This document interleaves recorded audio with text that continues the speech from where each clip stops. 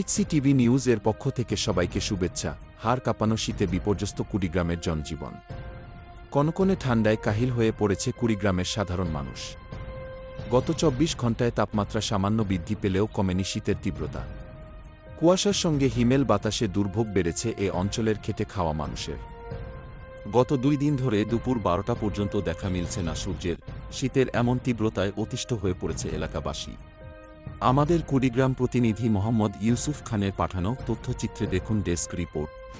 বিউটিনা face wash এখন নতুন রূপে। প্রতিটি ১০০ মিলি বিউটিনা ফেস ওয়াশের সাথে পাচ্ছেন ৪৫ গ্রাম AMPM টুথপেস্ট ফ্রি। দিনের বেলা সূর্যের উত্তাপ না থাকায় হিমেল বাতাসে কনকনে ঠান্ডায় জবুৎপু হয়ে পড়েছে ছিন্নমূল দিনমজুর সহ শ্রমজীবী মানুষ। প্রতি বছরের চেয়ে এবার শীত মৌসুমে শীত বেশি অনুভূত হচ্ছে। এই জেলাগুলো উপর দিয়ে শৈত্যপ্রবাহ বয়ে যাচ্ছে। এই অঞ্চলের শীতের তীব্রতায় জর্জরিত শিশু থেকে শুরু করে বৃদ্ধারা পর্যন্ত।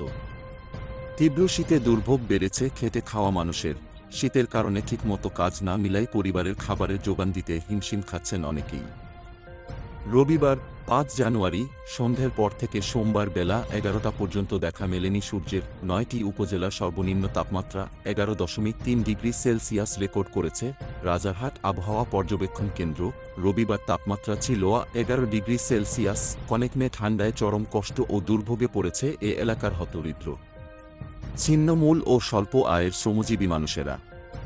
জরুরি প্রয়োজন ছাড়া ঘর থেকে বের হচ্ছেন না সাধারণ মানুষ। শীতের এই তীব্র আবহাওয়ার কারণে কৃষকেরা ক্ষেত খামারে ঠিকভাবে কাজ করতে পারছেন না। ঘন কুয়াশায় দুর্ঘটনা এড়াতে হেডলাইট জ্বালিয়ে চলছে যানবাহন। এদিকে শীত নিবারণে জেলার ৯ উপজেলায় ৪৯ লাখ টাকা ও ১২,০০০ কম্বল বরাদ্দ দিয়েছে। কুড়িগ্রাম একটি দরিদ্র প্রবণ এলাকা। এখানে শীত খুব জেঁকে বসেছে।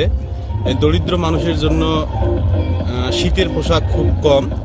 তারা খুবই অসহায় দিন যাপন করতেছে।